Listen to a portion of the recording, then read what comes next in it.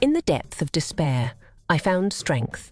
This is the tale of my journey from a victim to a victorious warrior.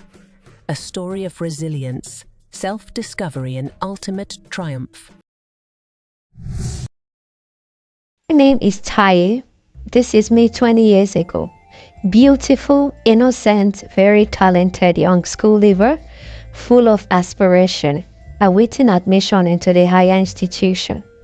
A music lover, it was in one of the music offices that I met Ike, a charismatic figure who initially seemed like the answers to my dreams. Little did I know he was a wolf in sheep clothing, a manipulator, a monster in human form who turned my life into a living nightmare. First, he programmed me, telling me how he's the best man on the planet, and I believed him.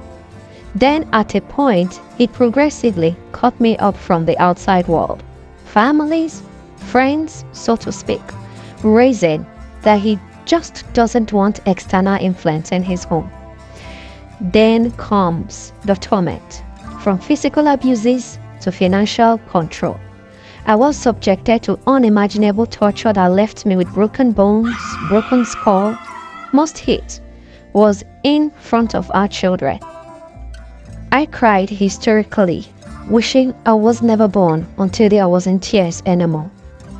Some of you would ask, what did she do to him that brought such pains and hardship? Listen, you don't have to do anything to a narcissist before he unleashes his plan. It's in their DNA.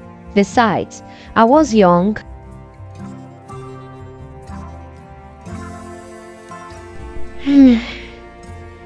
Moving forward, I combed the streets of North, East, West, and South, searching for opportunities and ensuring I got one, basically having an apprehension about not being severely manhandled in the event that I don't.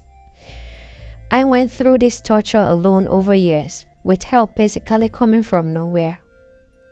The point, I summoned courage to meet with social security agencies, but what they told me was to remain for my children and appeal to God for my husband to change.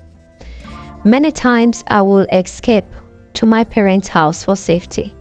I will rush and pick me up without respect or a word to my parents. Despite my darkness, the strength within me refused to give up. On one occasion, I confronted him about the whole issue, but what I got was, in quotes, "I'm the man of the house. You have to love and obey me, play by the rules." Which I did. I gave him my entire being. I could do anything for him to make him happy. He spent his earning on different young women. I loved him.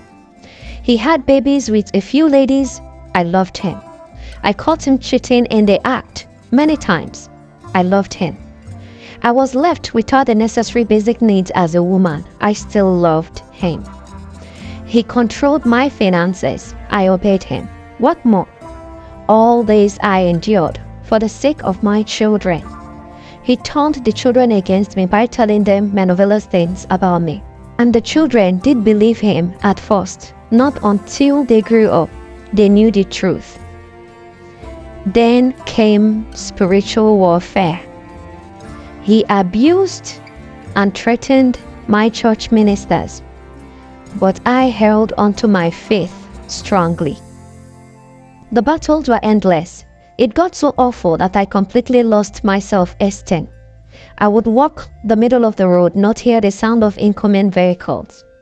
I literally became a shadow of myself. I hated myself so much that suicide was the next thing for me to do. This happened on and on till one morning I woke up and decided enough was enough. It was time to reclaim my life. The journey of liberation came with my own set rules.